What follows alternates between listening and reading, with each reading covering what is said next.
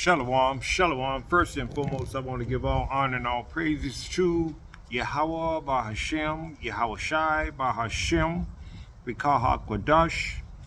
Double honors to the apostles and elders of Great Millstone, whom I've learned this 100% truth. Salutations to the hopeful elect who are scattered in the four corners of the earth again. Shalom, my brother Kapasha. Tabernacle 4443 coming to you once again. This will be my first lesson in according to Esau's calendar, his Gregorian calendar. This is the year of 2025, and I thought I'd get something. I'll make a video, Lord willing, it'll be edifying. But we know that, the elect know that we go by the moon. And the first of the year for the elect and Israel is of the Passover, which is in the spring. Everything is dead now, but this is the dead of winter. So nothing grows in the wintertime. Everything is dead. And understand that this is not the calendar that we as Israelites practice, the elect anyway. So let me go right into it. This is, we are living in these end times now. We are expecting the elect are, the hopeful elect are, expecting some great events to occur, this year. And the apostle Tahar, the head apostle of Great Millstone, has coined this phrase for this new year, the hopeful year of the hopeful year of our deliverance and destruction and judgment on Esau. You see, the hopeful year of our deliverance, that is the elect's deliverance, because we understand that 2/3 of our people are not going to take heed to this 100% truth. You see, so therefore they're going to have to be put down, you see, or destroyed. You see, so here we have it. This is the hopeful year of our deliverance, the elect, and the destruction and judgment on Esau. You see, we're hoping for these things to occur this year, 2025, according to, Esau's Gregorian calendar. And that was the new phrase that the head apostle of GMS, Great Millstone, has coined this, named this year, you see, as he has done in past years, So we're going with that phrase because we understand, we trust that the Lord is, is giving him these names of these years, and it gives us hope as well. It gives the elect hope. We love these, these naming these years that we are, that we are living in and that we go through, because it gives us a sense of salvation, because we are always praying for the Lord to return quickly, you see. But we know, that things has got to play out according to the Lord's will, So this is the book of Matthew, the 24th chapter, the 23rd verse reads, "For then shall be great tribulations, such as was not since the beginning of the world to this time, nor ever shall be." All right. "And except those days should be shortened, there shall no flesh be saved. But for the elect's sake, those days shall be shortened.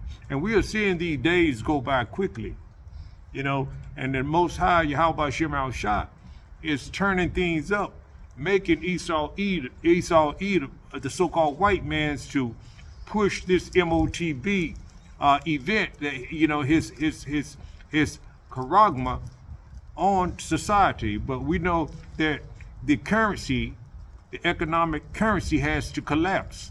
And they are talking about all kinds of digital currencies getting ready to come in play. And we understand these things because we understand by way of scriptures. You see, we are occupied in the prophecies, you see, as the Lord has commanded us to. That's in the book of Sirach, Ecclesiasticus, known as Sirach, the 39th chapter. I'm going to get it. I said it and I'm going to get it. All right, and this is, and I have it right here.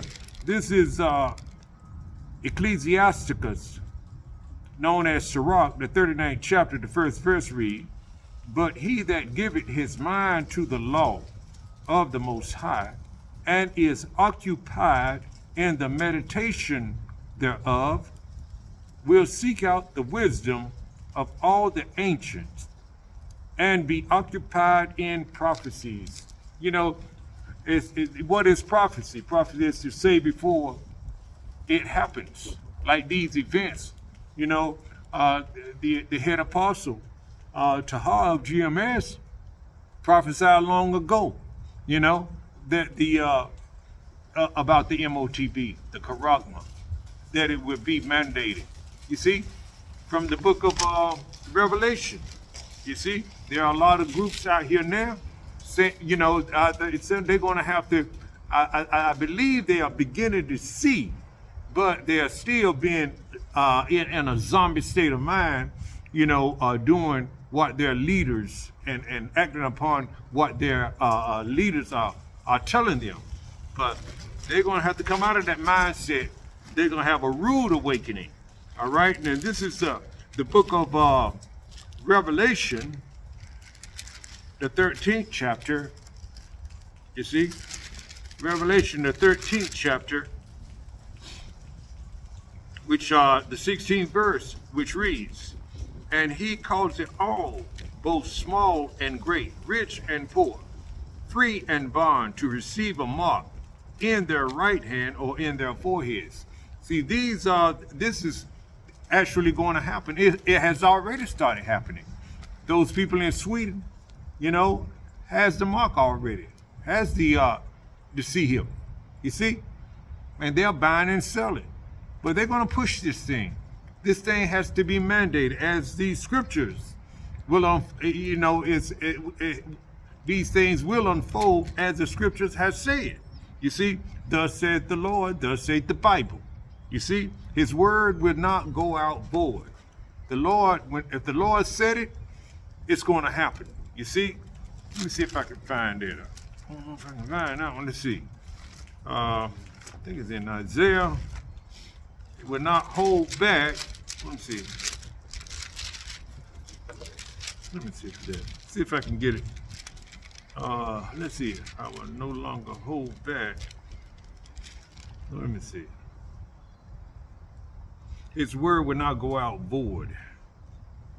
Let's see. Isaiah 55 and 11. Let me get it right there. Let me get that. Phrase from the Bible, specifically Isaiah chapter 55 verse 11, which means that God's word will not return to him without accomplishing its intended That's right. That's right. You said it. All right. I don't know if y'all heard that, but it came across my telephone.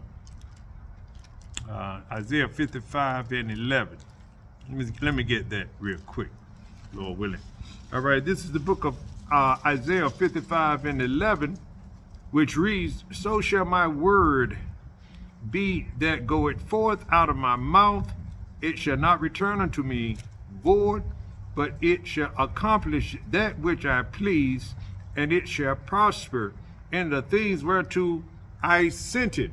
You see, and the Lord telling us right here in the book of Revelation, the 13th chapter, that, and he calls it, who is this he That's Esau Edom, the elites of Esau Edom. You know, they're going to mandate this thing. They're going to give the word to the government, to make the people take this sea here, or else they're not going to be able to buy or sell or travel or do anything. This thing is coming to pass, Israel. You so-called Negroes, Latinos, Native American Indians. This is not a joke. These things will take place. I just read what the Lord said in Isaiah 55:11. He says, "So shall my word be that goeth forth out of my mouth." So what? Thus saith the Lord. Thus saith the Bible. These words are the Lord's word, and they are the Lord. You see, and these words in this Bible, and the words of Yahweh Ba'ashem Yahushua, they're synonymous. You see, it shall not return unto me void, but it shall accomplish that which I please. These words are going to do what the Lord commanded them to do. You see, they are, the word was made flesh. You remember that scripture? The word and the Lord, sometimes they were, the word was made flesh. It's windy out here too. Hold on a minute. Shalom. Trying to hold up this phone and get these scriptures and think about what I'm saying. All right. And it shall, going back to Isaiah, the 55th chapter and 11th verse reads, "So shall my word be that goeth forth out of my mouth. It shall not return unto me void, but it shall accomplish that which I please, and it shall prosper in the things whereto I sent it." You see? And right? So these things are going to take place. We understand that we're in World War III, and things seem to be escalating right now, but things are not going to escalate for so much before they have to mandate the MOTB. And that's got to take place first. You see, we understand these things. That's why we are crying aloud and spare not to our people. You see, to give them the warning, telling them to turn back to Yahweh Ba'ashem Yahushua, their true power. This is not a joke. And it reads on. Let me go back to Revelation 13th chapter, the 16th verse. And I'm going to go through that again. Let's see. It says, and he calls it all, both small and great, rich and poor. He don't care whether you got money or not, but he's going to take your money. It's going to be digital. You're not going to have any cash available. You're not even going to have a card.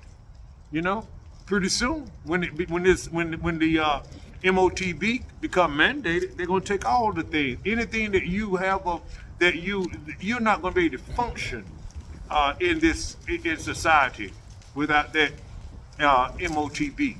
You see, but we know, but the elect, we're going to be calling on and depending on and trusting in and having our faith in Yahweh Shah, Yahweh Ba'ashem Yahushua. He's going to deliver us from these said dangers. Even Esdras wanted to know how he was going to be saved in the dangers that are coming. That he saw in these times that we are living in. Let me get that. Hold on. I'm gonna come back to that. Let me see if I can find that.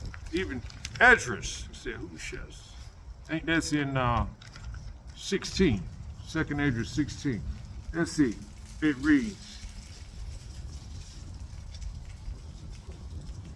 Let's see if I can find it.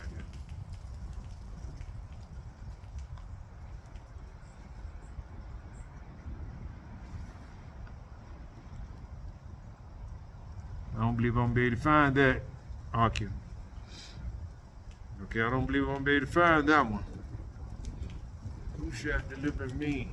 Let me see if I can get it up on the phone. Who shall deliver me from these dangers? See what it says. No, it ain't gonna give it to me. His word will not go out void. His specifically Isaiah chapter 55, verse 11, which means that God's Who shall deliver me? Ezra. The Bible verse Philippians chapter 4 verse 13 says, I can do all things through Christ who strengthens me. In the book of Ezra, who shall deliver me? The book of Ezra. Oh, yeah, here it is is. a chronicle of the rebuilding All right. of the temple in Second Ezra 16, 17. I found it. I found it. Salaki, I'm sorry. Okay. I found it. He's even Ezra in the book of Second Ezra, 16th chapter. He wanted to know. He said this in the 16th chapter, to start with the 17th verse, reads, "Woe is me! Woe is me!" That means destruction. Woe is me, destruction. You see, he saw himself, being finished. He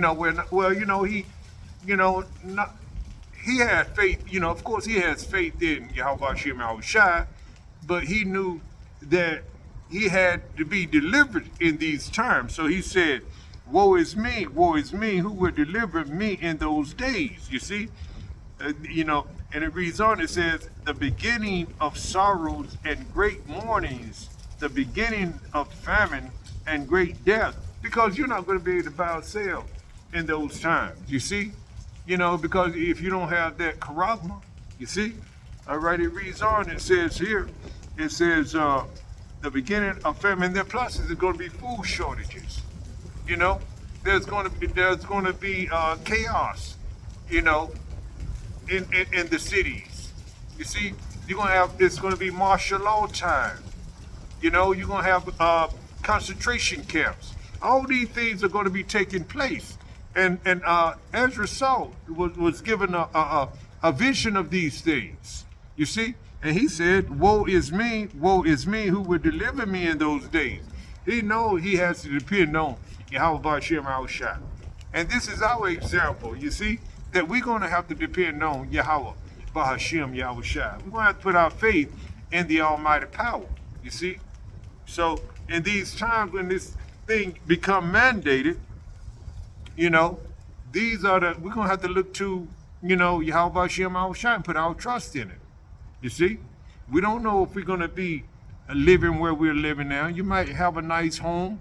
You might have 2 cars. You might have a few material possessions and things of that nature. Maybe have a little money in your bank accounts, or you may be established to some degree, or you may not have that, or you may be struggling from check to check or day to day. In which we all are to some degree. None of us really got it like that. But I'm just saying, these things, we're going to need, we can't continue, and we can't count on these things. We can't put our faith and trust in these material goods. We're going to have to trust in Yahweh Shem Yahushai, you see, in those days, because Esau coming down with great wrath. He knows he has a short time, roughly paraphrasing. And he's going to come, and he had the mandate, and he's trying to get his birthright back. He's trying to keep rulership. We understand this. You see, this is why we out here, on the highways and the hedges, telling our people to turn back, telling our people, Salaki, I'm looking, Salaki. Yeah, telling our people, call on, better learn to call on your true power, Yahweh Bahashem, Yahweh Shai. You see? So, let me see, did I finish? I was going to read some more. I'm coming back to Revelation, the 13th chapter. And it says here, let me go back to the top of Revelation 13 and 16 again. And he calls it all, both small and great, rich and poor, free and bond, even if you're locked up, you see, or even if you're free or walking around, to receive a MRK in their right hand or in their forehead or any part of your body. You're not supposed to be doing these type things. That's one of the laws, not to make any cuttings in your flesh. You see? And it reads on, it says, 17 reads, and that no man might buy or sell, save he that had the mark, M-A-R-K, or the name of the beast, or the number of his name. Now here is wisdom. Now that's wisdom. You see? Let him that hath understanding count the number of the beast, for it is the number of a man, and his number is 636. You see, that's why we out here telling our people, you're not going to be able to rely on anything to save you, even if you got even if you're a prepper. You know, you're gonna have to trust in the Lord in those times, Israel. You so-called Negroes, Latinos, Native American Indians. It's not going to be. You're not going to be able to rely on your own resources and your own ability. You know, you're not going to be able to trust in your own mindset. You know, as it says in Proverbs 3 and 5, trust. Let me get it. You can't trust in your own mindset. You better trust in the Lord, Yahweh Shem Al-Shai, Israel. It says here. Let's see. 3 and 5, it says, Proverbs 3 and 5 says, trust in the Lord with all thine heart, with all your mind. You see, and lean not unto thine own understanding, Israel. That's what the Lord means. Thus said the Lord, thus said the Bible. His word would not fall void to the ground or empty. It would do as the Lord has commanded it to do. So if he tell you not to trust in your own mindset, you better not trust in your own mindset. You better be obedient and do the things that are pleasing to the Lord. And, you know, that's where we live in this truth. You know, this truth is our, this truth, is our salvation. You see, salvation is in this Bible. You see, and it is of Yahweh Shem Yahushai. You see, he made it possible. So, Lord willing, you were 85 to 7 degrees. All right. I'm going to close with that, but before I close, I must give all honor and all praises to Yahweh Bahashem, Yahushai, Bahashem, B'Kahakwadash. Double honors to the apostles and elders of Great Millstone, whom I've learned is 100% true. Salutations to the hopeful elect, who are scattered in the four corners of the earth. Again, Shalom. It's cold out here. Windy. Slakia.